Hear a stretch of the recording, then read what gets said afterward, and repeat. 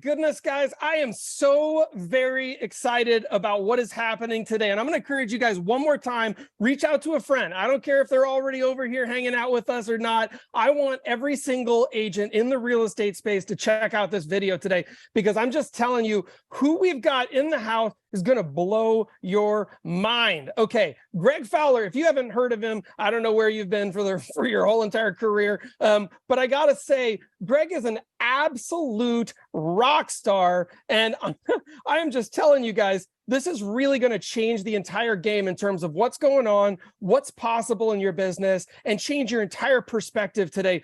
Greg runs one of the top real estate podcasts, Real Estate Titans, it's called, in the entire space. I'm going to kill screen share on whomever's doing that real quick. And then Greg is an absolute monster when it comes to setting up and optimizing lead generation funnels, systems, automation, tools, resources. And he's going to teach us today how to take our content and move it to a bazillion.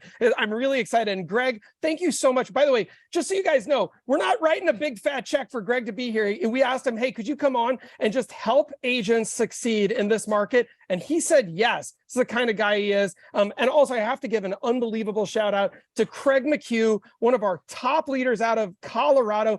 This guy is amazing. And he said, Jeff, I want you and Greg to get connected in a real way, and made the intro because he had a personal connection there. It's like meeting one of the rock stars in the real estate industry. So I am so excited, Greg, for you to be here today. Thank you for spending some time with the community. Jeff, absolutely honored and pleased to be here. Thrilled, in fact, and I can't thank you enough for allowing me to drop a bunch of knowledge on the community. I do want to give a big shout out to Craig as well. He's an incredible man, and without Craig, you and I wouldn't have connected, Jeff. So it's absolutely amazing that way. So I just can't wait to dive in and share everything. So how do we go about this, Jeff? What order do you want to do it in? Do you want me to just dive in and start knocking it out?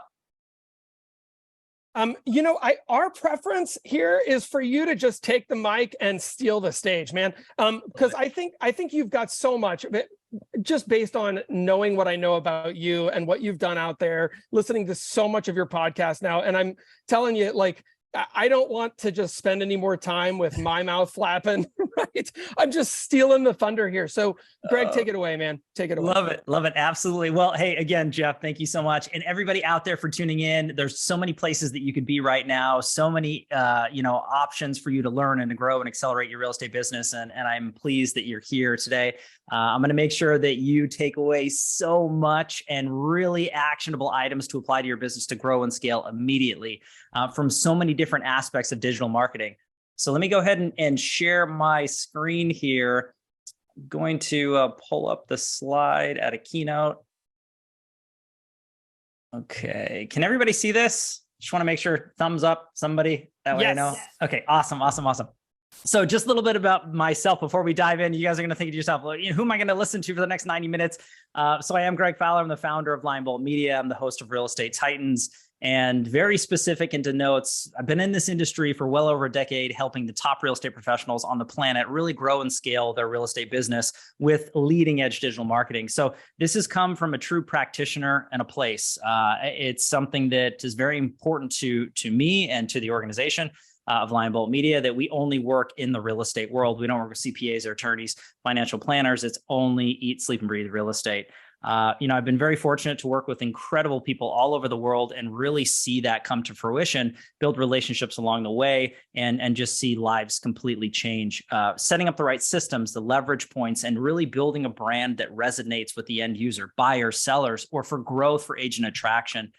It's endless, but at the end of the day, we got to focus on the fundamentals, which end up being three categories: marketing, sales, and fulfillment.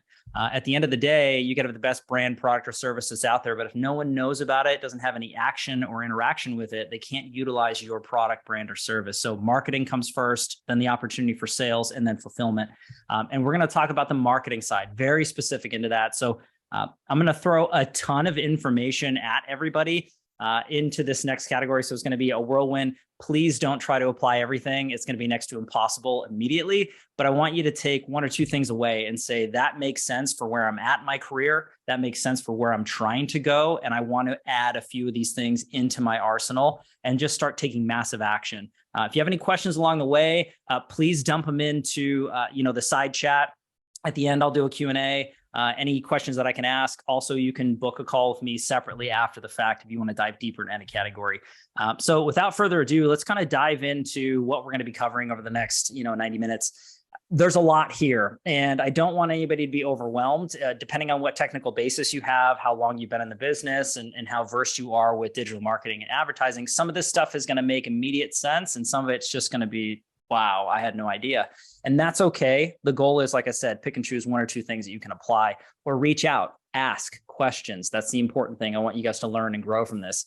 We are going to be talking about everything on this list. I'm not going to go down the line, but what you need to understand is everything that we talk about is massively scalable.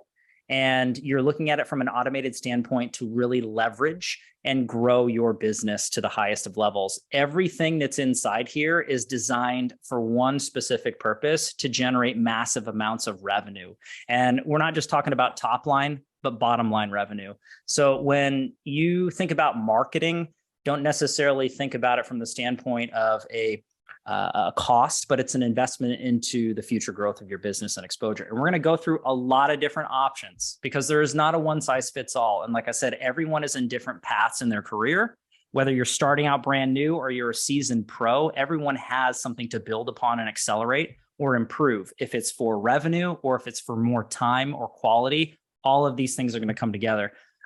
So let's just jump into the first series here. And this, I start organically because I think this is important for everybody to know, not to get too nerdy too quick, but you'll see me get pretty nerdy here in a little bit. But I think this, if there's one story that really sticks into your head, I hope natural selection kind of really pulls out to that. And let's go back into the nature aspect with natural selection, and we'll bring it to the business side. I'll make this make sense. So imagine that you were a lion and you had to hunt and gather for your survival. And you're out in the plains of the Serengeti and you see this herd of zebra. There's two options as a lion. One, you can run as fast as possible, try to hunt and gather as much food and survive for you and for your family, your pride. Or you can be more strategic. And I think ultimately this applies to the real estate industry and as an entrepreneur. There's only a certain percentage of buyers, there's a certain percentage of sellers, there's a certain percent of agents that are ready to make a move at any given time, on average 3%. So trying to go for everything all at once is absolutely ridiculous, but I'll give you the example. The lion stands up, runs forward, screaming, top of the lungs, roaring, and scatters the herd of zebra, trying to attack every single one simultaneously. They end up starving. They miss, right? There's no intentionality behind it, but just ferocious amounts of action. But you got to direct that in a very strategic way. And a smart lion knows that. So what they're going to do before they get up and run, they're going to identify somebody who's out in the plains who might be injured or older, slower portion of the pack, a very small percentage of likelihood for them to actually engage in hunting, gathering, and surviving. So that lion leans forward, jumps out, and then scatters the herd, but identifies that 3%, hunts and gathers that. And the great thing about that is they feed and they survive, but they can hunt again and again. So the same principle applies as a real estate professional. Don't be that real estate professional that says, I want to work with every buyer and seller in my market. I want to attract every single agent into my organization. Doesn't matter who it is. Identify the 3% likelihood of who's going to make a decision, and that's how you're going to have opportunities to win. But the issue that I have with this mentality is, okay, Greg, I get it. I want to identify the people that are ready to rock.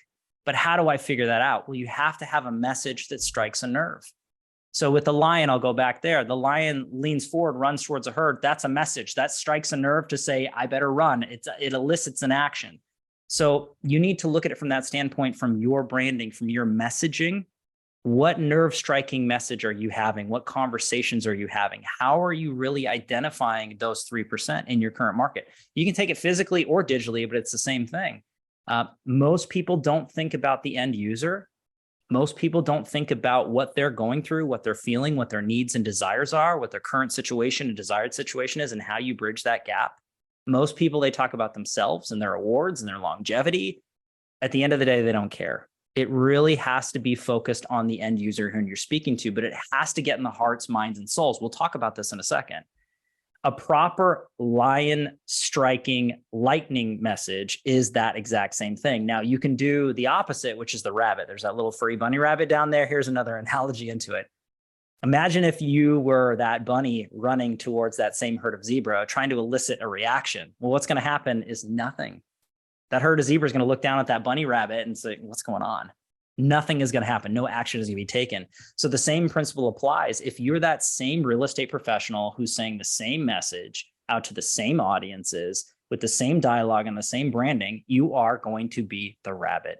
It's going to go nowhere. It's going to do nothing. It is white noise. So you have to really identify and articulate who you are and who you serve and what makes them tick, and then put it in a scope or a compass that they can actually connect with. Photos, videos, copyright, the proper platforms. We're going to talk about all this and then some. But I want to instill that into your mind. Don't try to be everything to everyone, because you will end up being nothing. You need to focus. There's riches and niches, and we will discuss and talk about how you actually craft a nerve-striking message that scales and identifies the 3% over and over and over and makes this predictable. That's the important thing. It's predictability. And that's what we're going to discuss in a lot of ways. So hopefully that made sense going into this process here. So how to identify that 3%? This is an exercise that we've done for years and helped so many incredible $100 million, billion-dollar producers, all the way out to brand new professionals and everything in between. Again, we've helped thousands of real estate professionals, well over a decade of doing this, been on some of the biggest stages, really built relationships with incredible people. So this is through true practice. And as I always say this, we don't know everything. I don't know everything, and I don't pretend to. It's constantly changing. It's constantly growing, and you have to have your finger on the pulse. Just like a really good professional in the real estate world, they know these things, constant change. So you have to stay on top. But you have to understand that there are certain principles, there are certain foundations that need to be set for growth, for success. This is absolutely the most important thing. If you take one massive thing away from this, it's really articulating your message and your brand and who your end user is. Everything else will work. But if you don't figure this out, I don't care what automation or leverage system or sphere of influence you have, or tools or structures for client acquisition or agent attraction, it is never going to reach the highest of levels if you don't figure this out. I kid you not. So this one section here is massively important. That's why I got to start with it, because everything else is predicated. So we have what's called the client avatar inception. And essentially we break down your niche. What niches are you really gravitating towards? Who is your end user? Ultimately putting yourself in their shoes, capturing content and creating content that actually means something to them, not you. It is not about you. It's not about us. It's about the end user. What makes sense to them? Ultimately, that's what's going to connect and elicit that action. Remember, identifying the 3%, striking a nerve for them to take action. That's what we're looking to do on a consistent basis. Now, once you capture that content, you figure out those metrics, you got to launch it to the market, because you and I could sit and dialogue about how amazing what we do and how we do it and how we know these individuals and the end user. But if we don't put it out to the market, we're never going to get true feedback. That's the important nature of anything that we do in this world. Is you have your basis, you have your baseline, you put it out, then you have tests, A/B test, split test, you figure it out, and then you refine. That's the important thing, is getting market feedback, refine and scale. Ultimately, you want to look at it from the standpoint, how you're setting it up for success, and then how are you refining it so that you can scale it up. The idea of taking ad spend and throwing it up is the worst thing you could do. Start organic. There's lots of things that you can do for zero to next to nothing in cost, but your time, which is a massive value, don't get me wrong, but you need to refine that message, your audience, and what really strikes a nerve. When you find what we call unicorns, that's at the end of the day what you want to add fuel to the flame, which is ad spend. And we'll talk about that. We're going to talk about dynamic ads. If you're already past that point and you've dialed it in, that's how you ratchet it up. That's how you take it to the next level. But you got to start where you start. So this exercise of the who, what, where, when, why, that, how, that sort of thing. This is how true professionals are really going to break this down. So who do you serve? What's your target market? What makes you unique? What's your why, your story? So those seem very generalistic questions into it, or I've done that before, I've heard that before, but you really need to take some time to put some thought into this. I can't stress enough. Even if you don't have answers to these questions, sit down with your peers, sit down with this community and really brainstorm together. Have accountability buddies. I think this is really important, but you got to understand these things. What drives and motivates you every day? What do your clients say about you? That's more important than anything. I mean, we could articulate these questions into ourselves, but what are people really saying? The brand that you build is what people say when you're not around, how they feel when they think about what you do. That's your brand at the end of the day. That's not you saying it. That's not you pounding your chest. That's what others feel and think about you and your brand. So that's a great case study, right? Look at to your client testimonials, look at to your peers. What do people say and feel about how you do what you do? Find those outliers that really make you unique. How do you get the job done? I think that's really important. Be specific. These are really articulating your value proposition to the end user. Remember, it's always what's in it for them. There's lots of options as real estate professionals. You're talking buyers to sellers. Now, if you're talking agent attraction, that's a whole nother ball of wax, because there's lots of organizations to jump into, lots of teams to be a part of. What value do you bring? What's in it for me as the end user? Has to be articulated. If you're general and very, very vague, you're going to get general and vague results. I kid you not. It all starts with the messaging. Very, very important to know this. And then what do you do to go above and beyond? I think that's important. Now, the next segment is to, put yourself in their shoes. So we've talked about this, but your message should always be about them first, really what they're feeling, what they're going through, what they're thinking. They should be the hero of the story. I can't stress enough. So many real estate professionals, they put themselves first, all these badges and awards and commission and all. Look, it sounds great. And if you're at a listing presentation and you have credibility that's backing that up for a multi-million-dollar property or for whatever the case may be, there's some credibility that's tendency to that. But we work with who we know, like, and trust. So again, they want to make sure that they're getting to know, like, and trust you and what's in it for them. And yes, the icing on the cake or the cherry on top is longevity, is transaction volume, right? That's fine, but you shouldn't be shoving that in people's faces. That's poor branding. But again, monkey see, monkey do. That's what happens a lot. No disrespect if you're doing that, but there are better ways. That's what you're here for. You're trying to improve. You wouldn't be here if you weren't. We already talked about really speak directly to the end user. And I think that's important too. People want to be, they want to be spoken to, not sold to, sold at, forced, right? They need information, and then they're going to pull it into themselves and make their own educated decisions based off of several key metrics. But ultimately, you want to make sure your message is speaking to them. Case in point, there's a very massive directive based off of somebody who's in an ultra high-end luxury, seller, let's say, or they're buying that property. Let's say it's a $20 million property. Very specific mindset and thought process or client avatar that you'd be speaking to there than versus a first-time home buyer, right? Who might be in the low to median price range. Different timeframes in their lives, usually different situations. You can't have a message that speaks to both of them. You have to be very focused on who you're speaking to and who your end user is, what their points are, what they need, what their desires are, and how you fix that. Can't stress enough. Be specific, not generalistic. We talked about it. Stories are everything. So if you have opportunities to share stories, it's better than really just running off a checklist. Having that backing and really connecting in a meaningful way, storytelling is the best way to do it. Not everybody's great at that. Right? I understand that, but these are things that can be learned just like anything. There are books, there are podcasts, there are mentors that you can hire really specifically to dial in your message, craft a story that means something, and articulate it to an audience. I mean, don't use it as an excuse like, oh, I'm not a good storyteller. I'm not a good salesperson. I'm not good at following up. These are excuses. They're not solutions. I think that that's very important to have self-awareness and self-accountability, not to stand on a soapbox and point fingers here, everybody. I'm just being honest. And then look at it from a standpoint of getting inside the client's head. So we talked about this current situation, desired situation. This is really important. Why are they buying and why are they selling? What are the reasons behind this? Because at the end of the day, it's an emotional tendency. You don't just wake up one day and say, oh, you know what? I think today's the day I'm going to sell my house. There's a reason. You know this. You're in here. You understand that the consumer has very specific reasons as to why they're buying. Maybe they've outgrown their house because they just had their third child and now they're up buyers. Maybe their kids are older and grown and now they're empty nesters, so they're downsizing. Maybe they got a divorce, so they're splitting up, right? So there's a need for that. Maybe they just got married and now they're buying their first home together. There's a reason behind why people are buying or selling. So really understand your target audience and your niches within those and what drives them to make those decisions on an emotional basis. What are their concerns and thoughts? Really articulating this and breaking this down is crucial. At the end of the day, we've dialed it down to 21 questions. We have a one sheet. It's actually technically two sheets. I don't know why I call it a one sheet.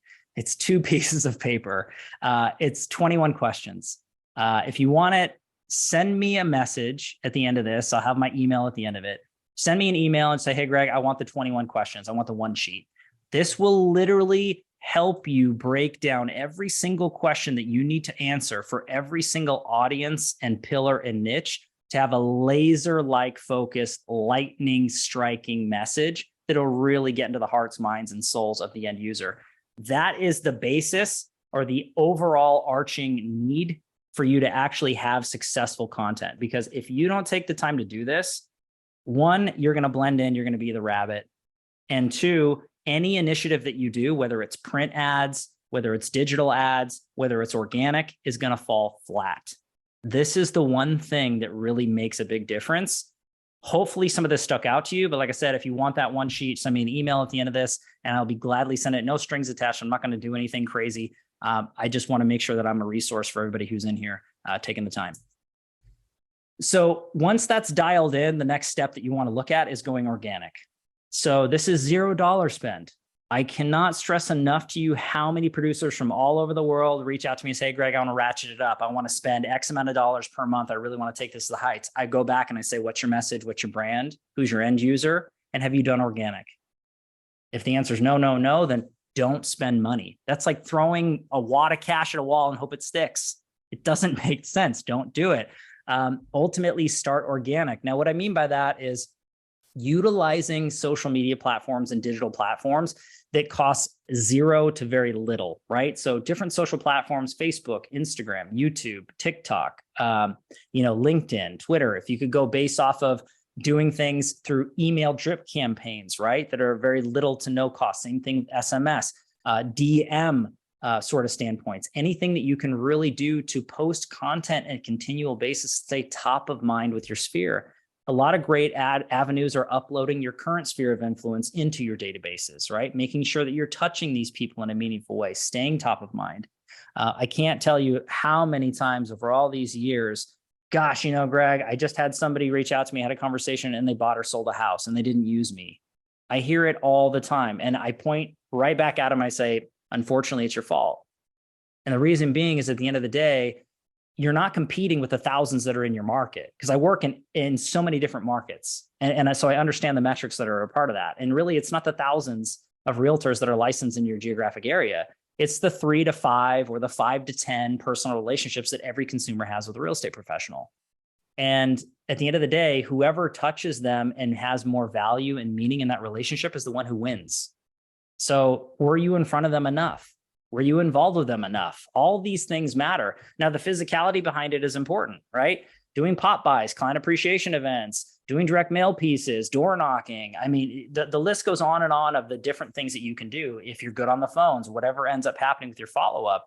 But at the end of the day, are you providing value? Are you staying consistent? And the biggest issue with real estate is that we're so focused on the next deal or the next opportunity that we forget what got us there in the first place. We trip over dollars to pick up pennies.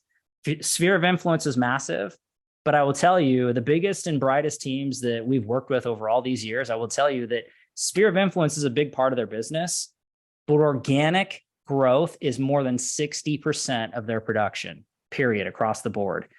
Only 40% of that at the highest of levels is ratcheted up with ad spend.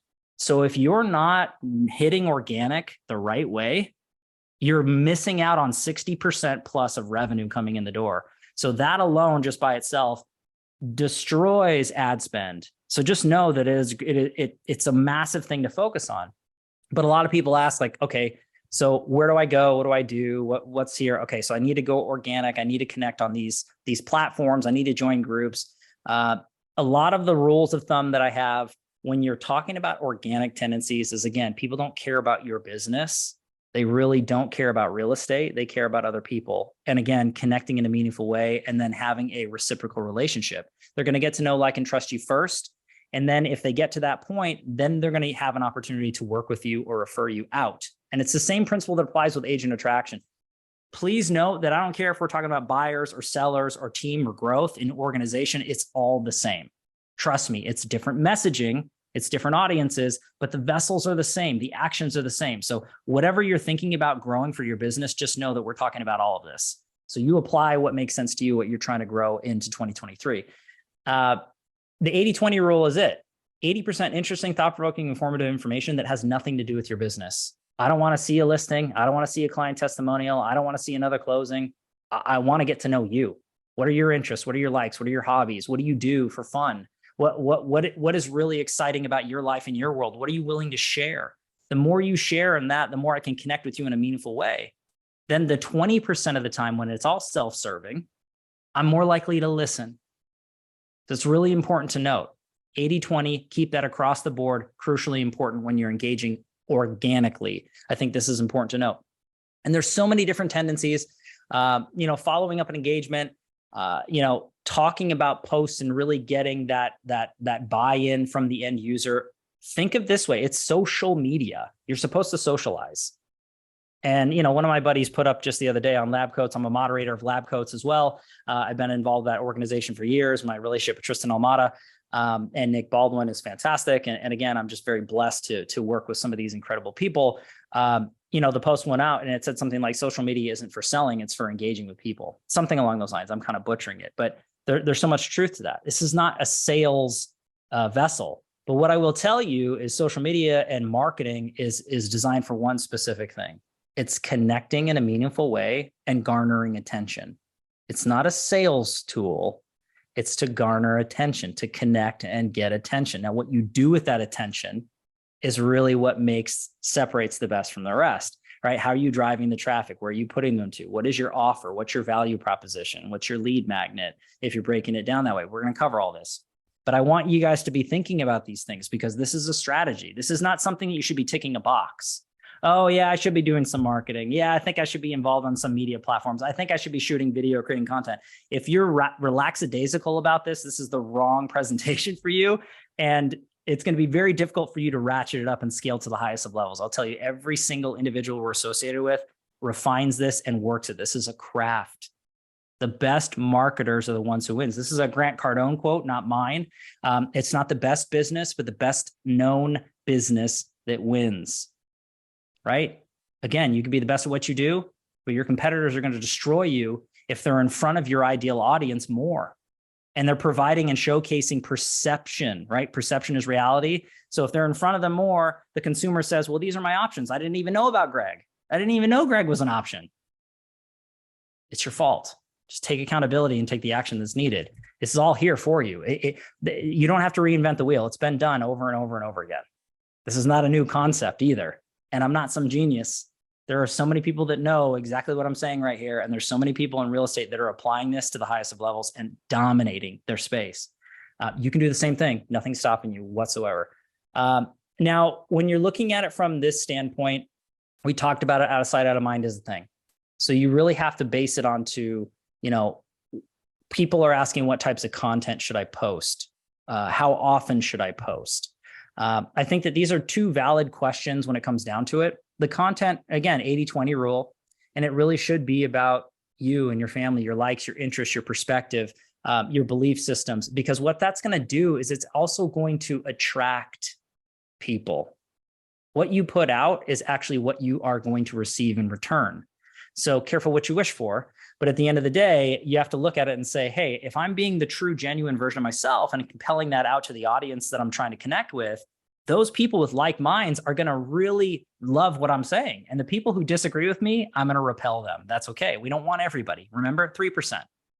We want the 3%.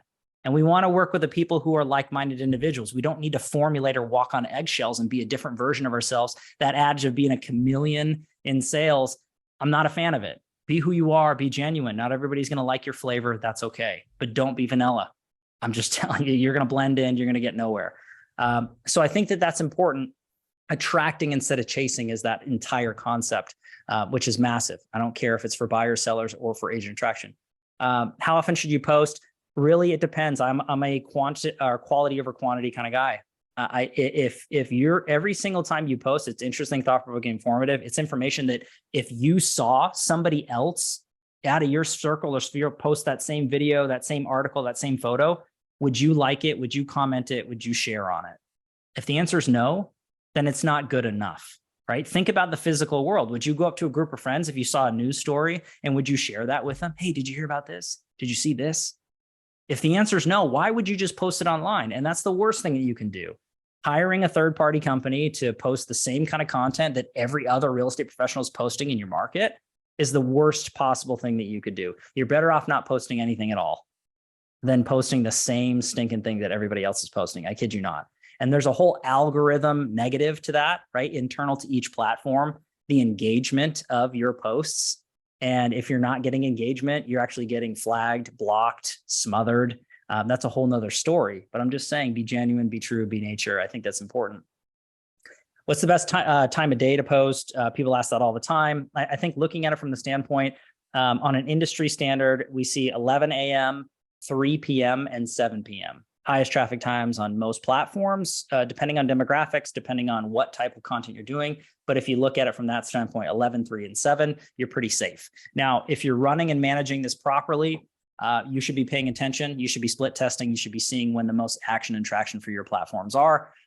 You don't have to do everything. Pick the ones that you feel comfortable with, win and own them, and then move on. Don't try to tackle it all at once. Don't try to eat the elephant in one bite. There's lots of information here. I'm not going to go through this just for time, but you understand the process of what I'm talking about here. I think it's crucially important for you to really hone in on those details. Take the 21 questions, articulate your audience, know what your offer is, and know what you bring to the table above and beyond everybody else. And guess what? Even if it's the exact same thing that your next door competitor has, they're not you. And I know that sounds cheesy and corny and really cliche, but it's the truth. At the end of the day, I don't care what name is above your door as a brokerage or a company. People love you for you. They connect with you. They trust you. Now, if you have a great organization, that doesn't hurt. But you got to understand where this process goes. Be the lion, don't be the rabbit. Now, you can take prospecting a completely different level. This is all organic, right? None of this costs money. This is just you taking action and really putting the work in. Massive amounts of continuous action, get it done. Daily activities, get it done. Yes. I'm going to derail you for a second. Go for it. This is amazing, by the way, and I just wanted to pepper that in. But also, we've got a couple questions, and I think they're super valid. People are posting up in the chat, and I just want to keep the flashlight over there every once in a while. First one was Lexi asks, "What do you think of the newer post style we're starting to see with super long text, kind of that like long form sales letter, but in an actual post on some of the platforms?" Yeah, great question. So when you're looking at it from the standpoint, you do need to do A/B testing. So there is short, mid, and long form text, or what we call copywriting. And I think that ultimately you've got to look at your end user. And you also have to look at the type of content. I mean, there's many a time where me personally, I've clicked on a post and it's massively long. It's like a novel. But I'm so interested in the storytelling and the directive and what I'm learning that I keep going. But there's other times where I've done that and I start reading and I say, I'm not going to read this novel in a post, and I close it out. So again, it depends on the content and it depends on the platform, and it also depends on who you're trying to articulate for an end user. But anytime you're doing it from, usually when you're doing long form, mid form, short form, it's in ad copy. Right. And that's when I would always do split testing. I would literally have the same visual, right? The same title and action items, but I would have a short form and a long form, and then watch the performance. That's awesome. See what your audience is doing. But that's a great question for sure. And then Shayla asked, is it better to be vulnerable rather than showcasing a, quote, perception of a realtor's life? I think vulnerability is everything. It's a great question. I agree with that. That's awesome. Great question, Shayla. Yeah, I think there's so many people that jock for position, try to portray that they're something that they're not, or try to, be the polished best variation of themselves at all the time. And it's not real. It's fake. It's fabricated. There's no such thing as perfection. I will tell you, in case in point, and so many different producers, when they're able to open up, there's a higher level of connectivity. I'm a type 1 diabetic. So for me personally, anytime I get on stage or anytime I'm involved with JDRF and helping kids, deal with type 1 diabetes, it's an immediate connection. we feel each other. We know the pain, we know the struggle, we know what's going on. And look, it's messy, it's dirty, it's not polished or happy in any circumstances, but you can take positive from a negative. Yep. So think about these things into your life. And it's not to say you got to air everything out and you got to be totally transparent. You want to be the same version that you would be physically. You need to mirror that online. So imagine in the case and scenario, you're having a cup of coffee with a potential client or associate or colleague, anything like that. What would you talk about? What parts of your life would you share? Your desires, your pain, your story, whatever that is, and whatever your comfort zone is, that's what you need to portray on the digital aspect. It should be one and the same. I don't want to see one person one way and one another. It should be the same. I will encourage everybody, if you're on the more reserved side, to open up. Look, if you're very engineer mindset, my father's an engineer, like I understand, like he's very rigid. And, when it comes down to it, dry sense of humor, but he can come across as kind of weird at first, quiet. And that's not a way for you to connect. But once you get to know him, he opens up, that sort of thing. But I guess the goal is that giving people enough to connect with you on a personal basis is how you're going to break the barriers down, really, really connect in a meaningful way, and then take the conversation elsewhere. Right. Great question, though. I don't know if that answered it. But yeah, I love the Q&A. Absolutely. It was awesome. All right, man. Cool. Thank you very much. Yeah. I love this. And I'm sorry, I can't see the question, so I apologize for that. But Jeff, please jump in anytime. I love this stuff. And I'll try to blaze through this as best I can. I know it's a million miles an hour. This is one thing that's massive. I mean, this changes the game. People are looking at it from the standpoint, what daily activities should I do? How should I really, grow and scale my business? I'm talking about revenue generating activities. There's so much tendency of being busy. I don't care how busy you are. How productive are you? I'd rather you nail it in 4 hours than be busy and flustered for 8. I think that really focusing on what matters and what really works, and then articulating that into your day and sticking to that consistency is everything. Now, with purposely prospecting digitally, it's massive. Right? So when you do this the right way and you understand your audience, you understand who you are, you're putting content out there organically, you're connecting, you're having conversations, you're getting engagement with individuals, you're going to start to identify individuals who connect with you, right? Over like-minded interests, nothing to do with real estate.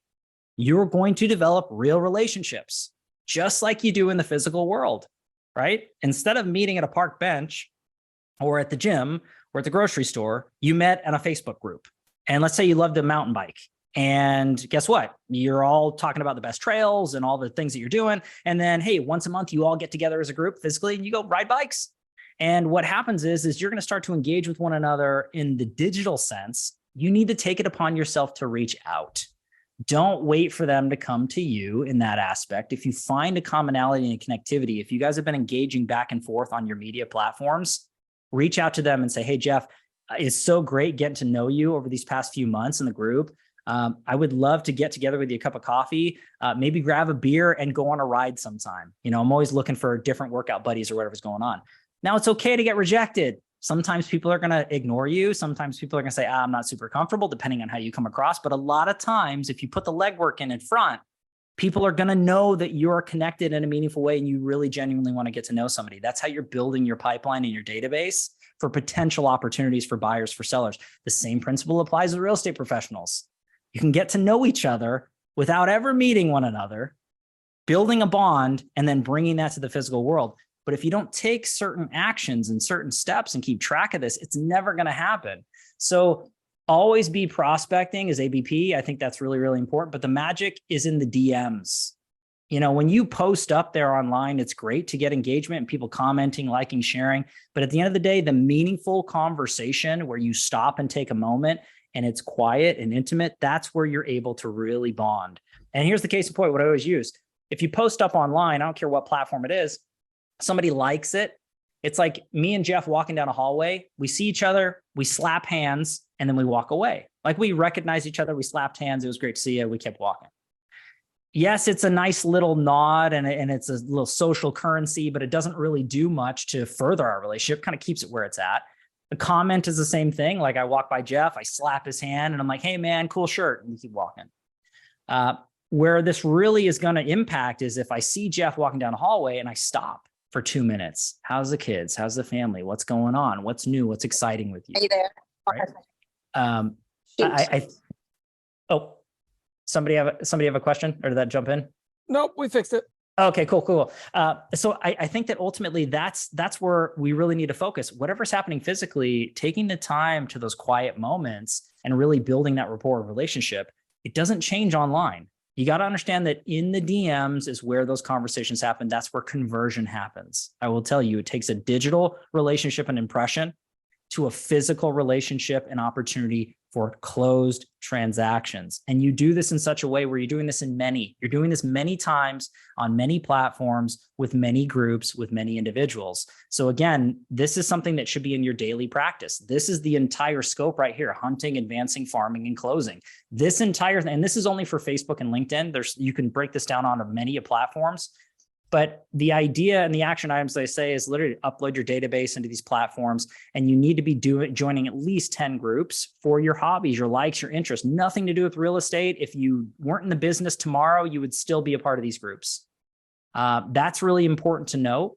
There is so much engagement and action in Facebook groups and meetup groups. It's not even funny. That's a whole nother conversation that goes into it, but it is a strategy. And again, this is something that you should do. If you block out time to make phone calls for your sphere of influence, you should be blocking out time to be putting up content of value to your sphere, and you should be blocking out time to following up and advancing their relationship. Purposely prospecting is what you need to do. This is all digital. Bring it to the physical. It's crucially important. So once you have this dialed in, this is where the next level comes into play. So this takes everything that I just mentioned takes time. This is not like rip the Band-Aid out. Let's do this tomorrow. Let's figure this out. You got to structure and plan and implement and see the results and ebb and flow and change, but you will dial it in.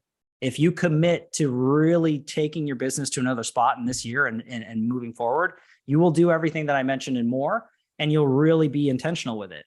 But at a certain point, you're going to plateau. There's only so many physicality that you can have. There's only certain sphere of influence that you have. I don't care how long or short you've been in the business, how big or small your sphere is. At some point, your organic reach is only going to go so far. So this is where ads come into play, but I don't recommend going down this road until you figure all the rest of it out first. Because what works, what doesn't, what message, what audience, what are you saying, what is actually eliciting an action for people to reach out, to connect, to schedule an appointment, to get on your calendar. This is all fundamentals. Now, what ads are going to do is add fuel to the flame that's already there. If you dial in your organic brand and who you are and who you serve, and you ratchet that up to the level until you say, hey, I'm not growing month over month, quarter after quarter, year after year like I was before.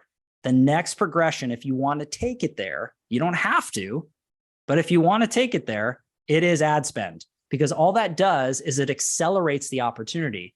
So let's say that your organic reach is 1,000 people. Well, an ad spend is going to give it to 100,000, 200,000, 300,000, depending on what you're trying to do. So essentially it's that same brand, that same message, but you're trying to find other individuals like your sphere of influence, like the tribe or the family that you've actually established with your organic tendencies in a big exponential way. Now, there is a numbers game associated with it. So if you have more reach, you have more opportunity to convert, more opportunity to connect. And I think that's important, but don't go into this unless you've dialed it in before. I can't stress enough. I've seen so much money just burned this way. And I don't care how much money you make. At the end of the day, you got to look at your bottom line.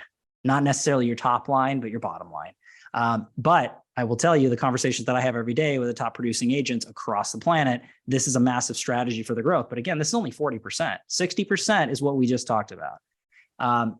But inside here, I want you to understand, at the end of the day, this is really, really compelling into the data that's out there. And we talked about why people buy and sell. It's a lifestyle change: job promotion, relocation, marriage, divorce, new child, empty nesters, kids going away to college, family death, divorce, whatever the case may be. These are reasons as to why people are associating an illicit for a change. But here's what happens. During every single one of these instances, people are going online. They're researching brands, products, services, whatever's going on. So case in point, if I'm getting married, I'm looking at wedding venues, DJs, catering companies. If I'm relocating for a job promotion, I'm looking at moving companies, U-Haul, ABF, anything along those lines. If I have a new child, I'm looking at pediatricians, I'm looking at hospitals, reviews for doctors. The list goes on and on. Empty nesters, because the kids are going away to college. I'm looking up university, sites. My kids are going to college. They are paying attention to every single thing that we do online. When I say they, big brother, whatever you want to call it, big data, there is nothing secret, nothing sacred. Everything that we do is tracked and articulated. There's no privacy, period. You're either off the grid or you're fully on the grid. There's nothing in between. This is the story that came out on Forbes magazine in 2016. If you don't remember it, or you haven't seen it, look it up on Forbes. Young girl, she gets pregnant. She's researching how to be a new mom, what to do, different things on her private laptop in her room. Weeks go by, big data is purchasing this information, sells it to Target, like the company, Target Corp. Essentially what happens is that address on file starts getting baby magazines, coupons, deliverables. Sitting at the family dinner table, dad stands over a pile of mail, says, "What's all this?" Face turns red. They find out she's pregnant through big data. This was back in 2016. We're in 2023. Trust me when I tell you, they know what we're looking at, the conversations that we're having, who we're following, what we're engaging with. And what I mean by that is every single one of these lifestyle changes for a buyer or for a seller, you think about what happens when somebody makes a move from a real estate team or an individual, they're looking up other teams. They're looking up other brokerages. They're looking up reviews. We know what they're doing and how they're doing it as marketers so that we can be laser focused to our audiences. So this is not some generalistic, oh, maybe I can get my message to the right people. No, you will get your message to the right audience at the right time, period, every time. What separates, again, successful campaigns from non-successful campaigns is your messaging. We talked about it already. The whole first half of this thing was about your message. If your message is on point, it will convert. If you connect with them in a meaningful way, it will convert. If your message is horrible, no one's going to go into your funnel. No one's going to opt in for anything. You're not connecting and converting me ever if your message is not on point. That is why this is so important to do that first. But once you do, and you want to take it up there, anywhere that you can imagine, you can articulate that message and laser focus, build massive amounts of saturation and massive amounts of consistent conversion. Now, hey, using Greg, Facebook. Oh, yes. Right, since you're just transitioning right there, great question just came up in the chat, and I'm sure a couple of people had seen this. I think it triggers a bit of a fear response, right? Because I know this is overwhelming, especially if you're feeling like you're deficient in this space. Somebody said, oh, the social media stuff, this could take all day. How much time should an effective agent be putting into this to generate results? And I know that that's something probably you were going to touch on, but I thought I'd go ahead and prompt it now. Great question. And it's asked all the time. An hour a day. Is all you're going to need. And that's creating content, uploading content, dispersing content, and engaging with your audience. You don't need to do more than that. Now, I will tell you that the individuals who are seeing results from this, because they're doing this to the highest of levels, they see how much revenue is generated from that hour a day, and they add 2 hours.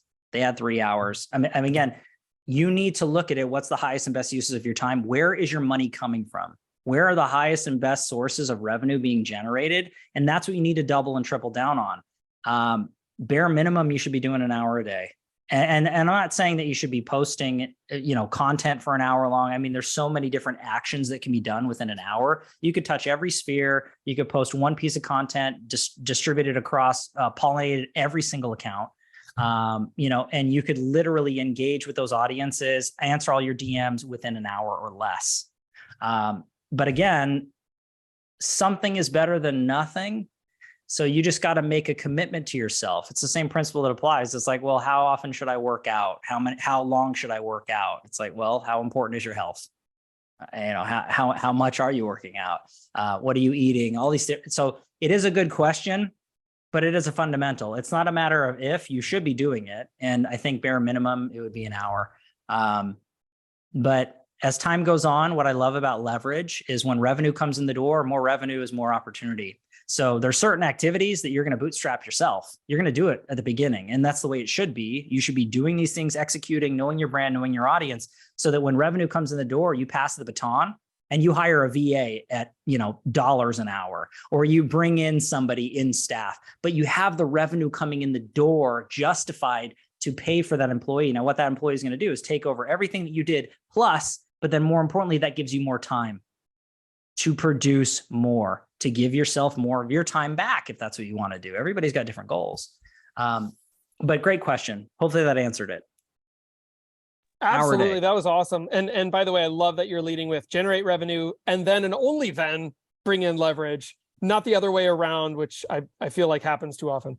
So some people, they say, hey, you know what? I know that I need it, so I'm just going to leverage everything right away. The problem is it's hard to leverage everything right away, not knowing what the expectations are, who to hire, what is their daily activity. If you haven't done that, been there, then it's very difficult. There's certain things that you want to get off your plate right away. The biggest producers that we work with exclusively, I know for a fact that they have leveraged and automated as much of the day-to-day operation activities as possible. Anything to detach themselves from the monotonous daily things that need to be done, but aren't their highest and best use, they've leveraged it. People, systems, or technology. They've used one of those three. And that's afforded them massive amounts, but it's scary. It's a leap of faith. And that's why I'm a firm proponent. Do this organically, put in the work ahead of time, bring in revenue that's tracked, and then take a small percentage of that and reinvest it into the growth of your business. But have a hierarchy, have a plan, right? What are the most painful things that you do every day that don't really need you involved with it? Figure out what your highest and best use is. You should be in front of physical people. You should be negotiating, closing transactions, whatever the case may be. Figure those things out. But everything else has got to get done. So figure out somebody else, pennies on the dollar, who can do that same task. And most of the time, they're going to do it better than you. I kid you not, all these teams that leverage, it's the same way, but it hasn't taken them out of the equation where it matters. Don't get confused with over leveraging, because you can't over leverage. You don't want to be out so far that you're not there in the places that matter. And that's a whole nother conversation to break that down and that flywheel. But great question nonetheless. Is that good, Jeff? Yeah, it's fantastic. I used to hear the analogy. It's like being the surgeon, right? The surgeon does the surgery, but doesn't greet you at the front door. There you go. Yeah, that's a great example. And it's great. It's a team. It's a team mentality. And again, I've seen the smallest of teams all the way up to the largest of teams. And there's not a right or wrong way. You got to figure out your goals, your expectations, whatever those are. Reverse engineer the daily steps and activities and milestones that need to be done, and then massively execute. When you get to your goal, because you will if you do the work, then you'll reevaluate it. Say, hey, is this what I thought it was? Can I do more? Do I not want to do this anymore? Whatever. You always have change and option. I always say you're not a tree you can move. It's very, very important to understand that. So I'm not going to dive deep into Facebook, but what I will say, just for this example, it's the #1 website on the planet, over 2 billion users, one of every 5 page views pull up on the internet worldwide is a Facebook page. Demographics are core. They're getting older into that. You have to identify your target audience, as we did in the earlier exercises. You really want to do that. Use the 21 questions. Once that's inside there, you're going to know the right platform. You're going to say, okay, well, what platform is right for my audience that I'm trying to target? What are the age ranges? What are the demographics? What's the time spent on these? And then I need to make sure that I'm engaging with those particular sites. Facebook is a good catch-all, but it's not the only site that you want to be paying attention to. But what I will say is this is a massive scale for real estate. It's just huge. Organically and paid, Facebook is something that you should be utilizing. Personal branding, business branding. You have to have a business page to run campaigns. So you can't do everything through a personal page, even though personal pages are where most of the traffic and traction come from, because that's who you are. So the loyalty and all that flows and follows very specific. So I'm not going to dive deep into this per se, but think about your end user and your audience. Identify what sites they're on, where they spend their time, where they're really engaging, and that's where you need to be. And unfortunately, some of you're going to have to be in more than one place, but that's great. This is called omnipresence. You set it up in such a way where you're everywhere and nowhere all at the same time. You're touching as many people as possible. You're building as many relationships as possible and letting the right people come into your life. All you're there is just to catch them, convert them, catch them, convert them. I think that's important to note. But why I'm mentioning Facebook is just to keep it on a singular vertical. This is really how to articulate and craft the proper ads, because people ask this all the time. I mean, I've taught so many master classes, been on so many stages and podcasts, just speaking on this one topic here, because this is kind of a holy grail sort of scenario, because everybody says, hey, I've made X amount of revenue and I'm knocking it out of the park, but I'm working 7 days a week. I don't have a family life. I'm really burning the candle at both ends. I need to get some of my time back. And guess what? I would actually like to grow revenue. You have to go here. If that's what you're wanting to do, at some point, you're going to get to that point if you're pushing it hard enough. So everybody wants to figure out the magic pill. It's constantly changing. It's constantly evolving. That's fine. And you know what? You can take courses. You can get training. You can go on YouTube. And there's a nerd like me who's got videos that are out there for free to teach you all of this. There's no excuses. If you want to learn something, we're in the information age. It's everywhere. It is given away for free. I can kid you not. Jeff mentioned Real Estate Titans. We've been shooting that for 4.5 years, going on 5. We just shot episode 261, 262, top producers from all over the world. And I'll tell you, that's 100% free. I mean, we've got gold nuggets from the highest producers on the planet that are sharing their lives and their whys and everything that they do and have done for success for free. I mean, that's just one level in a podcast. And there's tons of podcasts. There's tons of YouTube channels. There's tons of gurus, right? There's lots of training. But the important thing is to dial in the very specifics that you're trying to accomplish. Figure out a credible source who's been there, done that, bought the t-shirt, and has had lots and lots of practice. That's crucially important too, because you want to learn from people who actually have done it and do it and can teach it in a proper way where it can be repeatable. So don't just listen to everybody. Take that with a grain of salt. What I will mention with ad campaigns here, very specific, is you're looking at it from a standpoint of content always has been and always will be king. So going back to the original thought, the same thing with organic. Like if your organic content's good, people will engage with it. You'll get to know, like, and trust you, and you'll connect, you'll convert. If your ad campaigns are not compelling, if you're not in the hearts, minds, and souls of the end user, if you're not speaking to them in their language and identifying their issues and solving them and giving them massive amounts of value, your ads are not going to convert. I don't care how much money you're spending on a month. And trust me, we have the massive budgets.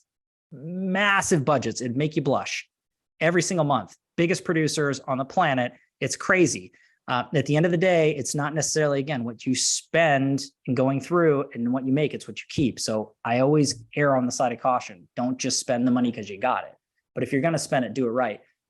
Inside Facebook, there's a few key components. These are pro tips I share all the time. I think it's very, very important. This might go over some of your heads. That's fine. Some of you who are a little bit more technical, you're going to appreciate this. So looking at it from the Facebook pixel, if you're creating a campaign or an ad on Facebook, which will also tie into Instagram, you're going to want to track the action, right? Who's clicking, who's engaging, who's watching. The pixel is going to do that. Pixel is just a fancy word for code. And you're going to articulate that onto your website. It's going to actually let you know data. And that data is going to give you feedback to make your campaigns better, to get rid of the losers and increase the winners. It's important. If you don't set up the pixel properly, then you're not going to have the data and you can't run it. You're essentially shooting in the dark. And that's not a way to do it. If you're going to spend, I don't care if you're spending $5 a month or you're spending $5,000 a month. You need to really make sure that these are designed properly.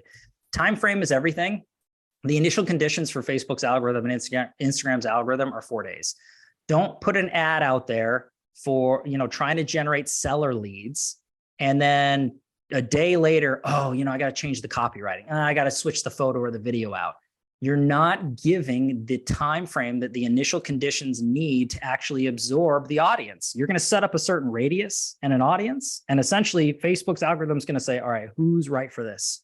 And they're going to pay attention to every site they go to, everything they click on, and they're going to really identify this, and they're going to give you feedback, and they're going to feed those ads to the right people. But if they don't have the initial conditions, your ad's never going to understand who the right person for that is, and therefore it's not going to work.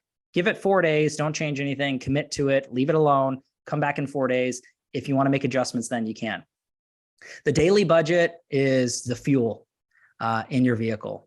And what I mean by that is you could have great copy, you could have great video, you could have the right audience, but if you don't have enough fuel, it's not going to get very far down the road. So if you have a massive audience of millions, let's just say that it's in Phoenix, you got a couple million, you're looking at it from that standpoint. Then say you have a $10 daily budget, you're going to burn through that $10 very quickly with a few million people. So you have to have enough fuel inside your vehicle to get to the destination. Now, every single budget changes. Every client that we work with, I don't care if it's a major metropolitan, if it's a city or a small rural, or if it's a state, or if it's a national or international play, you've got to understand the demographics and the population density, and then you reverse engineer what budget makes sense. What I like to do is when you get into this world, I want you to say, hey, Greg, I make X amount of revenue, and this is the percentage that I'm comfortable investing into the growth of my business, whatever that dollar amount is. Then you take that dollar amount, and that's going to dictate how many campaigns you can run. I don't tell you to stretch it. Stick to your budget. That's important. People bleed through budgets all the time. Oh yeah, I'm going to let it ride out. I'm like, be strategic. Whatever your budget is, small or large, stick to your budget. And then again, if the saturation is there, the frequency is there, you can always dial it back. You can always increase it if you need to, but increase when revenue increases. And then the Facebook algorithm, ultimately in the initial conditions, which we just talked about, it's 90%. 90% of your success has to do with those two things. Your ad and your audience is only 10% of the success. You are not smarter than Facebook. You are not smarter than Instagram. You're not smarter than Google. You're not smarter than YouTube. No one is. Don't try to play that game and learn the tricks. Don't waste your time. Just do the best you can with your message, put it in the right vessel, and let the algorithm cook. Let it do what it needs to do. You'll see success. I've seen so many gurus and marketing firms. They're trying to, outthink all the latest. Okay, it changes. Then you get blocked, flagged. You're spending hundreds of thousands of dollars a month and you burn it. Don't do it. Play by the rules. I think that's important. Facebook has a law, so does Instagram. Hopefully that makes sense. If you're going to get into this, you got to create, launch, test, manage, and repeat. That's really what it comes down to. Now, the next process into here, so you've dialed in your message, you dialed in organic. Now you're going into the paid world because you're ratcheting it up. You've got to drive the traffic somewhere. The worst thing you can do is take all that time, money, and effort to really figure all this out. And then once you have a potential person that wants to raise their hand, where are they going? You've got to put them somewhere that's going to convert, that's going to make sense. Now, the issue is websites. They're horrible. And I apologize for anybody on here who might have spent $10,000, $20,000, $5,000 on a web design that looks pretty. Ask yourself this honest question. You don't have to answer it out loud, but just ask yourself, how many closed transactions did you generate from your website last year, last week, last month, last quarter? Most real estate professionals' websites, even if they're IDX'd, do nothing. It's a beautiful portfolio that shows credibility for testimonials. You can see properties, but no one's going to your website to look for properties because there's an app for that. Zillow has that dominated. You don't need to compete in that world. Ultimately, your website should be a funnel or a landing page, very simplistic of some sort. Now, I like ClickFunnels. I'm not a ClickFunnels affiliate. I don't get paid by them. I've just used them for years. All of our clients also use them. But there's lots of opportunities. I know through EXP, KV Core has landing page generators. There's so many different opportunities that are right in front of you. Don't necessarily go outside of what's in front. See what you have in your arsenal first. Are you able to accomplish what you're trying to accomplish with what you got? If that's the case, then do it, execute it. But if not, just know that there are other options. Don't use that as an excuse. So essentially, a funnel or a landing page is just the same as a website. But the goal for a funnel or a landing page that a website just can't articulate in the right way is the simplicity to push people down the line. Now, here's the easiest example that I can give you of what this looks like. So either organically or through a Facebook or Instagram ad, somebody sees your message and they decide to click on it and go to your landing page. So that's kind of that second box. Inside that landing page, it needs to articulate a very specific message to your audience. This cannot be a one-size-fits-all landing page, right? So if you're looking for agent attraction, you need to speak to those agents that you're trying to convert. Who are you trying to have join your organization? What are they thinking? What are they feeling? What pains do they go through? What emotions are they going through in every stage of this process before making a move or joining a team? You need to identify and articulate these things and speak their language. Now, how I like to see it is through a VSL. It's a video sales letter. You might have heard that, VSL, video sales letter, or value video, whatever you want to call it. You should really break down a value video. Shoot a video that speaks to your target audience. Talk to them, speak with them, have that dialogue, show value, massive value. So much value that they're way smarter than they were before they got to that landing page, and they never need to use you because of it, right? You're giving freely, willingly. The right people are going to go down the rabbit hole, and the wrong people are going to bounce out. That's fine. Let them bounce. Let them go. 3%. I'll say it again, 3%. You only want the right people. If they like what they see, they're going to fill out a survey. If they fill out the survey, they're going to pick a date and time on your calendar that's automated. And then they're going to show up to a call, and then they end up becoming a customer or a team member, whatever the case may be. This is all automated in process. This is one site, one landing page does all of these things. And I will tell you, this is how it needs to be done. This is how the top producers all over the world do it for any brand, product, or service when they're really trying to maximize conversion. You spent all that effort attracting that attention and speaking the language, and now you got them somewhere. Don't let them slip through the cracks. So keep it simple, make it easy, massive value, and again, automate as much as you can. We've done this so many years that we know where all the holes are. We know that only a certain amount of percentage are going to click on that ad. We know that only a certain amount of percentage are actually going to go to the landing page, and then they're going to bounce out. We know a certain percentage are going to go to the value video, watch it, and then leave. We know a certain amount are actually going to pick a date and time, but they're not going to fill out the survey. We know a certain amount of people are going to pick a date and time, fill out the survey, and not show up at the call. All of these things are holes and gaps that you can fill with automation. Now, we use sites like Zapier, ActiveCampaign, G Suite, OneHub. There's so many different sites that you can use, but you got to have something in place so that when you capture the attention and you provide value, that you can follow up, the fortunes in the follow-up. So now you spent all that time, money, and effort to get them there. Now they're here. What are you doing to actually continue to push them down the road? For example, what we use with ActiveCampaign is somebody watches the video, but they're picking the kids up from school and they wanted to pick a date and time, but they forgot. So we capture their email. What happens is they get emailed, hey, Jeff, thanks so much for taking the time to watch our value video. By the way, we'd love to schedule a date and time. Here's our link. Don't let them fall around and go through it. This is where funnels and automations and systems are there. It allows you to stay top of mind and bring them back to where they left off. And here's the great thing about this. You're doing this 24 hours a day, 7 days a week, 365. Your ads are running. Your organic posts are going. People are clicking on your ads or going to your landing page. They're going through this value video that you shot. It took you an hour to do it. And then you put this all in place. You are generating your pipeline 24 hours a day, 7 days a week, scheduling calls 24 hours a day, 7 days a week, getting buyers and sellers 24 hours a day, 7 days a week. This is not rocket science. These are tools, and this is technology to work for you, not against you. But setting these systems up are going to make you win, or it's going to make your life really difficult. But if you're not using a VSL or some kind of funnel or landing page, just this one thing, even if you've dialed everything in that we already talked about, you're like, hey, my organic game's great. And you know what? My sphere and touch points are fantastic, but my site sucks. Like, I'm not generating revenue from my website. Like, when was the last time I closed a deal from there, or how many? And if I did some, how can I double or triple that? Trust me when I tell you, you got to set one of these up. Keep it simple.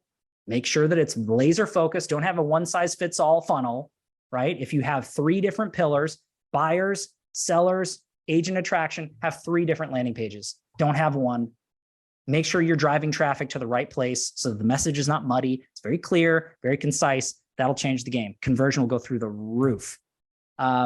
This is something that is another thought process that if you're not utilizing, you should be using. It's really tracking and retargeting.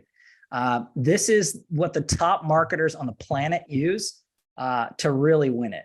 And we've all been through this process. This is nothing new. So let's just say you were thinking about getting a new pair of shoes. You go to Nike.com and you're looking around on the site and you're like, oh, these are really great. Yeah, these Air Force Ones are awesome. Maybe not. Maybe I'll wait. I'll hang out for a bit. You close your browser. An hour later, a week later, a month later, that same pair of Nikes is following you all over the internet. Men's Health, ESPN, Food Network. Like, what's going on? That's retargeting. So we've all done it. We've all been there. Now, privacy policies are adjusting. They're trying to make that better. But still, at the end of the day, this is a massive, massive way to understand and follow people around the internet. This is building omnipresence. So the easiest articulation for that flow is exactly what I just mentioned here in this diagram. But here's where you can take it to another level. You can look at it from creating custom audiences. This doesn't cost any money. It's a free thing to do. Obviously, you got to be running ads, which that costs, but to build these things out, it's massive. This changes the game. And I'll give you the one down at the bottom that really you should be doing. Bare minimum. If you have any amount of ad spend at all, you should be doing the one on the bottom. I'll explain that in a second. So you go into Facebook, you create custom audiences, 30, 60, 90, 180 days. If somebody visits your Facebook or Instagram account, if somebody visits your website, if somebody ends up being a particular real estate agent or broker, if you have a list, if they're watching certain videos that you're putting out organically, or lead generation opt-ins, right? You're running lead ads for buyers, for sellers, for agent attraction. Anyone who engages with any custom audience that you create and piece of content, you capture the data. And then guess what? It's a multiple touch approach. It's not a one and done. They don't see your ad or your copy one time like, oh yeah, I'm sold. You have to stay top of mind. And this is a way to automate that and leverage it so that when somebody has an intent, when somebody goes on the lot, right, as a tire kicker looking at a car, there's a reason why they're there. It's the same principle why somebody's on your website, why somebody is engaging on your platforms, when somebody's watching your video, there's a reason. So the goal is for you to bring massive amounts of value to that audience, capture that audience and hit them again and again and again and again, and be ready for when they're ready. You don't have a button to call them in and say, hey, I want all my referrals today. I want all the agents that are going to join my team this month. It doesn't happen. But the way to set this up and a business and a leverage point is to build out these custom audiences and retarget. But the biggest one is sphere of influence. Take your past clients or your prospects into the real estate industry and create a sphere of influence, or if it's for agent attraction, your hit list, if you will, and then literally run retargeting ads to that audience. You will stay top of mind all the time. I kid you not, this changes the game. And again, let's take it for a sphere of influence for buyers and sellers. You can call them, you can text them, you can do client appreciations, pop buys, gifts, door knock, the whole nine. This is one way for you to be in front of them, top of mind when it matters on the sites that matter. So it'll alleviate the pressure of, were you in front of them enough? Did you lose transactions because you weren't top of mind? Somebody else was in their life more meaningfully. This is another way. I'll tell you, revenue is missed this one spot more than anything else. That will increase like crazy. So I would highly recommend doing that. There's lots of sites and services that you can utilize this on too, not just inside social platforms. But I want you to understand the concept is massively critical. And you think about it too, it's one of those things where if you've ever just kind of sat around and talked about a trip, oh yeah, we're going to Italy. We're going to Italy. I can't wait to do it. We're going to go. And then you look at your phone and you see ads for like Italy or like cruises or what's going to travel ads, like what's going on. They're listening, they're watching, they're seeing what's going on. So I tell you, retargeting and then omnipresence is a massive thing. So people having conversations, people looking at stuff, people engaging with your content, you can stay top of mind and really push them down where you want to push them. Huge strategy. So at the end of the day, when you're doing this the right way, you're going to be generating a lot of leads. And when I say leads, opportunities. I don't like that real term leads, but that's kind of as it's coined in the phrase. We aren't looking for leads. We're looking for conversions. We're looking for closed transactions. We're looking for growth in our organization. But the amount of leads that are generated, I look at those as opportunities to engage with somebody who doesn't know me yet. So that's how I look at them. But if you do this right, you're going to be generating a ton of them. I mean, you will literally kick this thing into hyperdrive. You're going to see this. And we're talking about pennies. I mean, these are not best case studies. I mean, I've got endless screenshots of what this is all over the United States. But when you're doing this, you're going to talk about really building your pipeline. You're going to nurture and convert, and then obviously dramatically change what's going on in revenue. So these are normal expectations. But then here comes another problem. Now you've dialed everything in that we talked about, organic and paid and messaging, and now you're everywhere. And now you got a ton of people raising their hand and they're opting into your calendar. How are you going to take it to the next spot? So this creates another problem that people don't see yet, because if they haven't been there, they don't know that this is a problem. This is a massive problem. The fortune's in the follow-up. So once I said, it's not just a one conversation and done. Sometimes some people are ready, buyers, sellers right then and there. Some agents are ready right then and there, and they're months, if not years down the road. You've got to set it up in such a way where you can stay on top of every single potential person in your pipeline that you're growing. And you should be growing your pipeline every day. Every single day, you should be adding new water to the well. But when we're talking about this, the fortune is in the follow-up. And I've done this for so long with just incredible organizations. Peeling back those layers of the onion, it's insane. It's so great to be a fly on the wall to really see those things happen. Trust me when I tell you, no one has it together. Like anybody that you put on a pedestal that thinks, oh my gosh, their business is incredible. Trust me, it's like fires blazing everywhere. No one's perfect. It's an illusion. Just know that you're not alone with this. But the difference between the best and the rest is they're identifying their problems and they're doing something about it. They know where the holes are and they're attempting to plug them and then permanently fix them moving forward. So just know that this is a process, but this is a process that needs necessity. So let's go through it. There's no such thing as a bad lead. It's just bad follow-up. The fortune is in follow-up. I'll say it again and again and again. I don't care if you're going to Zillow or Ylopo or Bolt leads, but they're gone now. Realtor.com. I don't care if you're generating your own leads through organic or paid through Instagram, through YouTube, Google pay-per-click, local service ads. I don't care. It's follow-up. It's touch and convert, value and convert. It doesn't happen by itself. The leads don't work unless you do.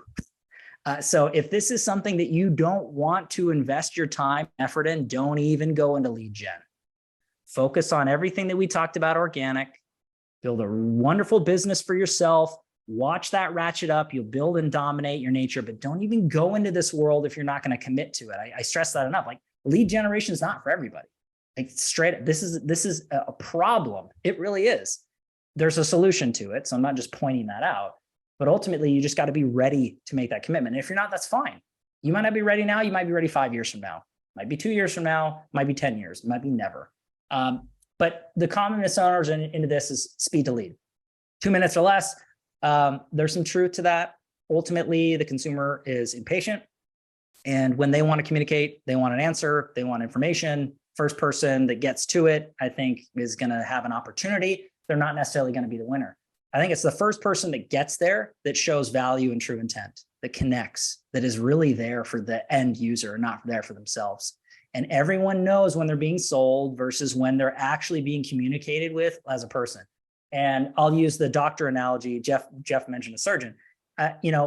When you find a really good doctor, like listens and really cares and actually goes through processes and talks to you like a real person and not some test subject, that's a bond.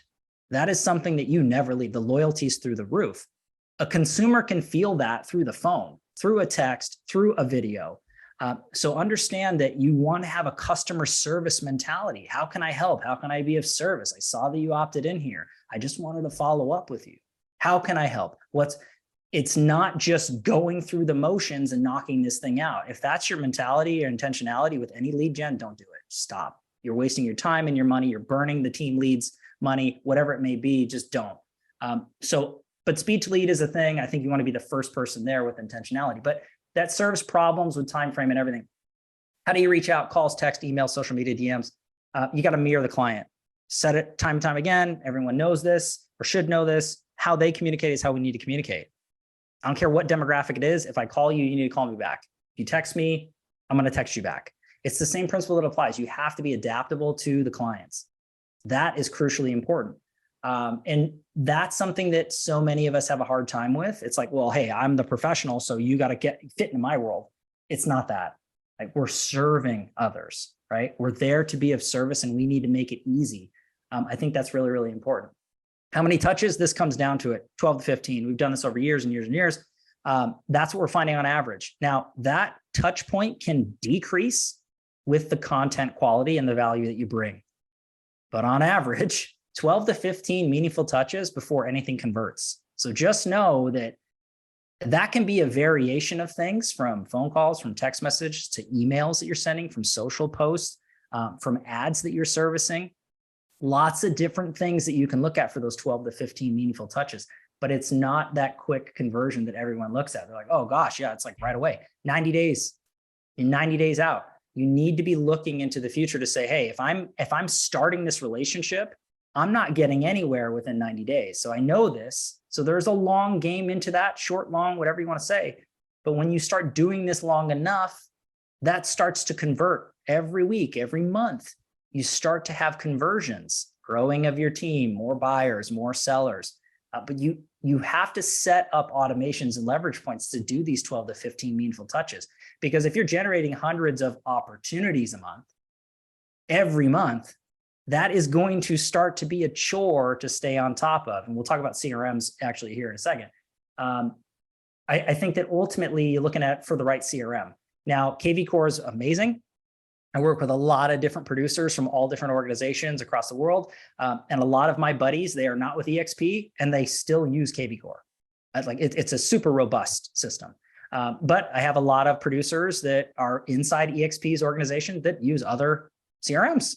So again, there's not one right one. It's the one that gets the job done that you need. So case in point, does it have the automations that you need for email and SMS? Does it have landing pages so that you can build these things out? Does it have a system that you can follow so that you know who you've touched, where they're at, cold, medium, hot, whatever the case may be? You need to look to what your needs are and what your budget is, and you'll find the right CRM. I mean, I've worked in every single one of them, almost every single one of them. And I don't care. Like some people say, oh, Salesforce is the best CRM on the planet. I will tell you that it's the most complicated CRM on the planet. I mean, you need a whole staff of people to manipulate it. I mean, 1-2 actions that should it takes 10 to 15 motions. But the point is that find the right one for you and set it up, because that's going to really save you. And yes, you can automate it. So this seems like a lot of work. This is why I tell people, like, if you're not willing to do this or set this up, don't even start. But you can expedite it with third-party integrations. And I think that that's something to consider what you're looking to do. Are you going to follow up with every lead? Are you going to have the team round robin every lead? Essentially learn from the scripts. I think that's important. If you're going to bring this on yourself, you need to know what works and track this, record your calls, look at it from that standpoint, really develop that script and the key indicating questions that are going to make sense. And then you look at it from hiring in ISA, internal or external, inside sales associate. Some of the teams that I work with, they have 12 ISAs in staff, mega teams. I mean, massive volume. Massive volume, 700 and some odd million last year, 100 million. So it's one of those things where you have to know that there's always another level. So just understand that you can set this up for whatever size or scope or scale you're looking to accomplish. I think that this is where that people kind of get tied up or captured. If you're not going to do this, if you're not going to set it up, there are companies and services that are out there. I've used all of these. I use all of these.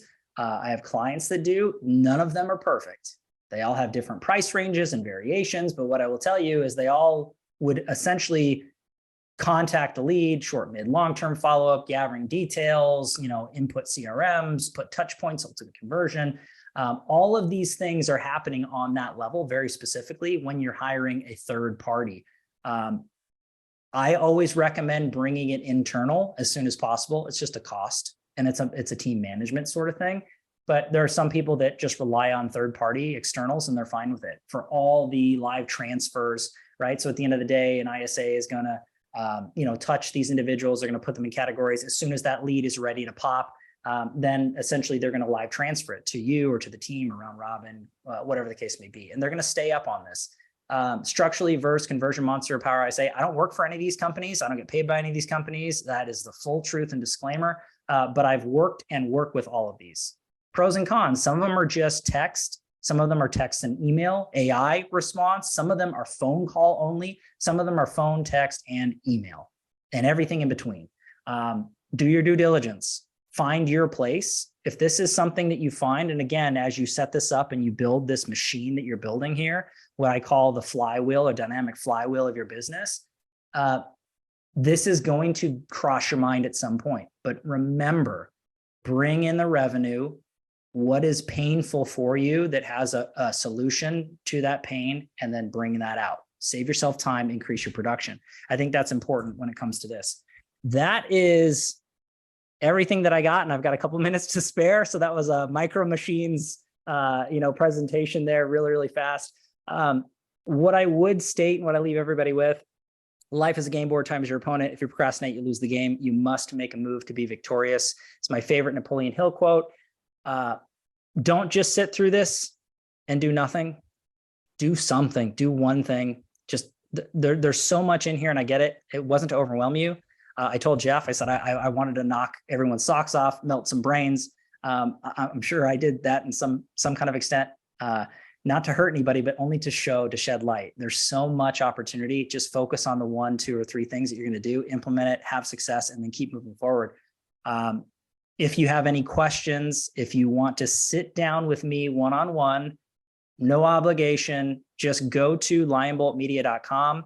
You'll find our schedule link. Just schedule it. Pick a date and time on our calendar. Let's talk about your business. What's your strategy? What are you doing? What are your goals? I will give you my honest advice as to what I would do if I were you in your shoes.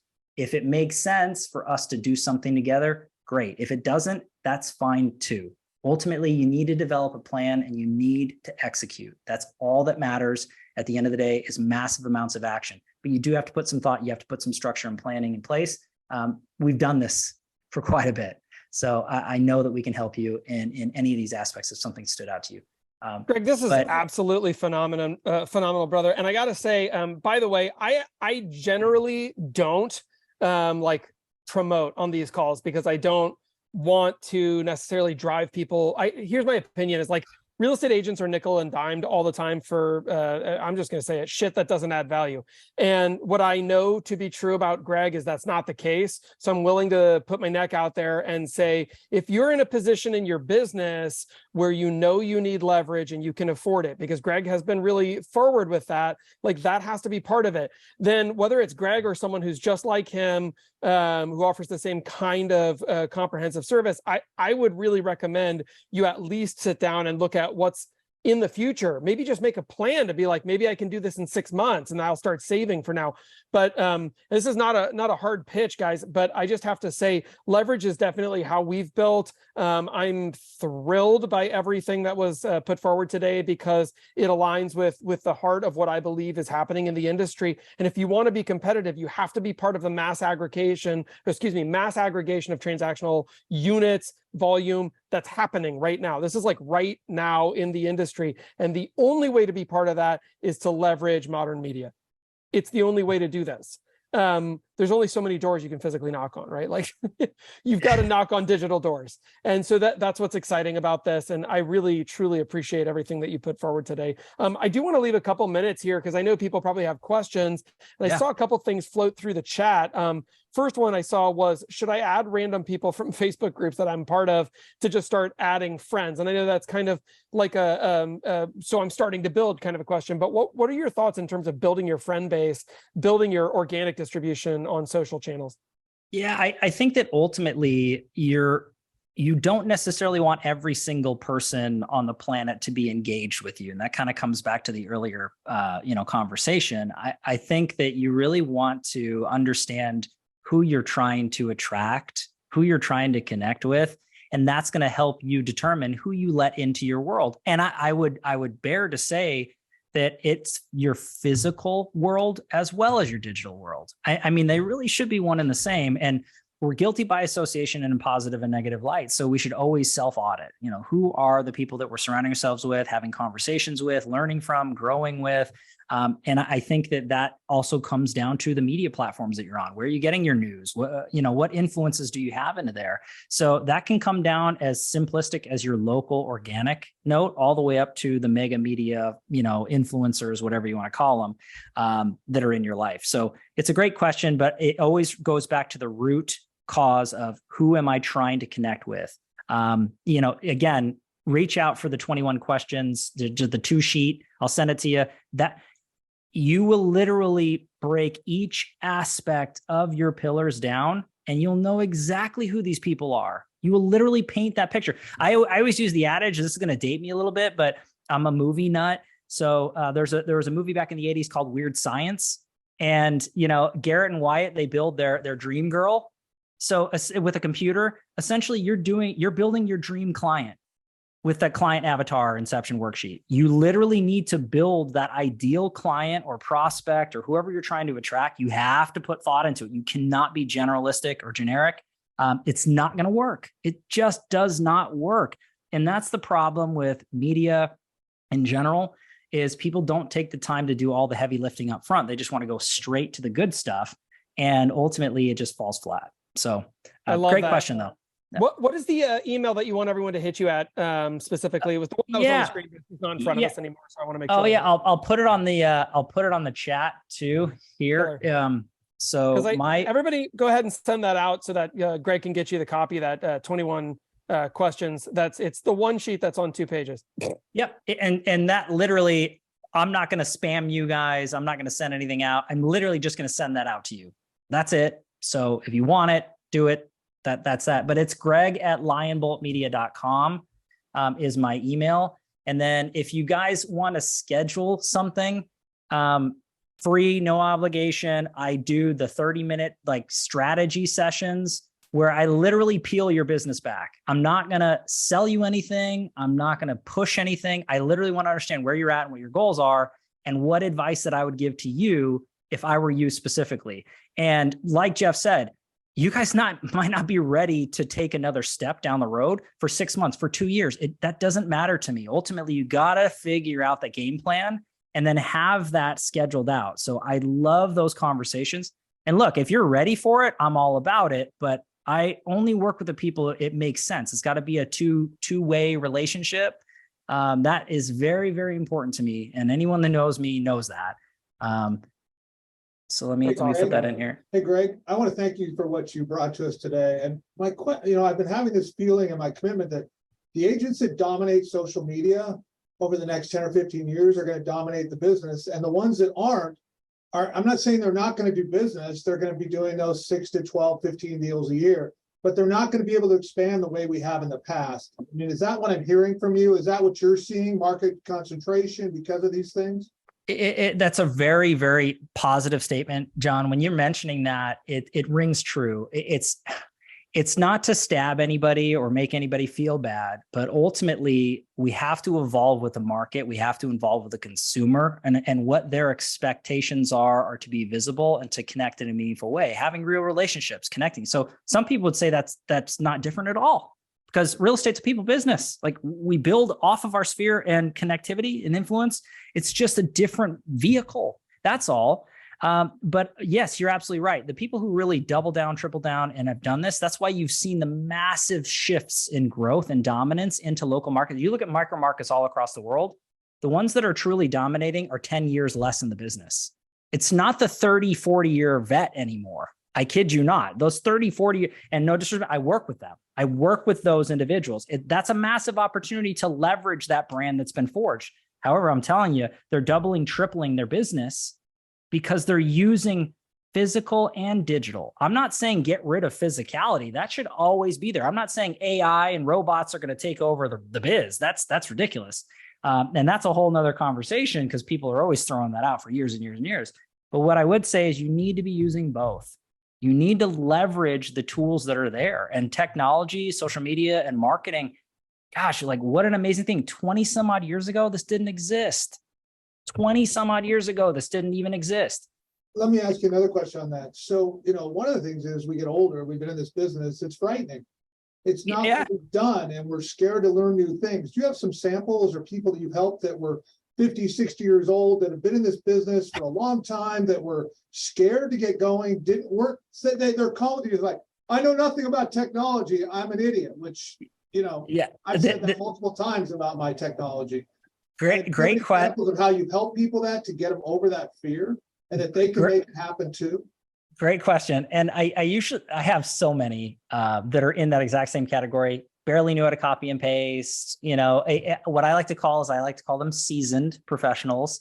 And, they didn't grow up with it. I mean, at some point that excuse doesn't necessarily fly, but I get it. I mean, at the end of the day, we didn't grow up driving. We had to learn how to drive. It's the same thing, right? So it's that principle applies with practice, and execution. But yes, I mean, we've helped so many people who are technically challenged or seasoned that aren't necessarily familiar.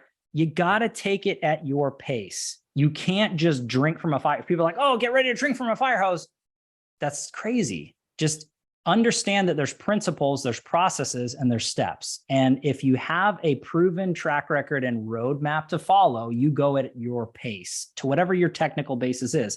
And we've helped people who barely could copy and paste all the way up to complete techie, nerdy coders that are way smarter than I am. I'm not the smartest guy by any stretch of the imagination.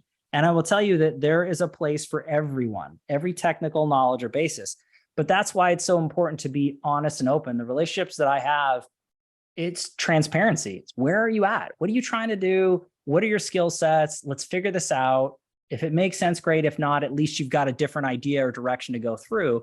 But yeah, I mean, if you visit our site, and I can actually just throw this in the chat, you can see some of our testimonials in there. What I would look at is gosh, let me see if it, because these change out all the time. We've got hundreds of testimonials. Let me see if it's still on here. Yeah, so I would look at Elizabeth. I would scroll down, because like I said, we got hundreds, but if you scroll down, you look at Elizabeth. She is literally the anti-techie, and you can see her results and everything that's going on there. But if you visit our website, you can see all kinds of stuff that we've got. I mean, ultimately, it's as simplistic as possible, but yeah, hopefully that helped. But that was a really good point, John. Thank you for sharing that, for sure. John is such a rock star and really leading the charge for a lot of agents here in terms of learning how to run their business. And talk about a guy who's dynamic. I've watched him in the last few years, like start building on YouTube and all these amazing things, like leaving people in the dust. And he's an industry vet who doesn't act like clueless. I feel clueless. And yet we're doing things right, and we're making mistakes. Yeah. But we're taking action, and it's still in the early stages. But it's not easy. I mean, it's just scary doing something different. And what if it doesn't work? And what if it does work? But I know that if I don't do something different, it's not going to work. 100%. It's not going to work. You do the same thing and expect a different result. It's insanity. We've all heard that before. But what you mentioned is the action, John. And to me, that's massive. There is so much wasted talent, overeducated individuals who do nothing. Look, talent is overrated. Get to work. I mean, that's it. I mean, the most successful people on the planet that I've been blessed to have in my life, to have on Real Estate Titans, to go through all this, it's just massive amounts of consistent action every day. And eventually they lift their heads up and say, hey, whoa, I actually did something. And they don't let the things chip them away. I mean, it's not perfect. Failure is a massive part of success. And I love the fact that you're just doing it. Like fall forward, right? Whatever that terminology is, it's the truth. I mean, and again, if anybody paints a different picture, like they know it all or pretend to, or they've never made mistakes, they're full of it. It just, we all fail. We're all human. But to that point, I think it's important to surround yourself with great people who can give you perspective, who can challenge your thoughts to really push you past your comfort zone, because that's where the growth does happen. And yeah, all this is tough. I mean, all this is tough. If it were easy, everyone would do it. I mean, there's a top 1% for a reason. There's a 1% of a 1%. And it's just different. Different people, what you want to do, what you want to get. I don't know. But I love the ride. I love the journey. It's great. I love it. Well, we're at time. Thank you everybody for being here. What an epic day, Greg. Thank you very much again. Everybody reach out if you want to chat with Greg. He's giving you different ways to get a hold of him. And in the meantime, thank you all for being literally the best part of the community. We love you. We appreciate you. Let's all go rock and roll. Have a great day. Thanks, Jeff.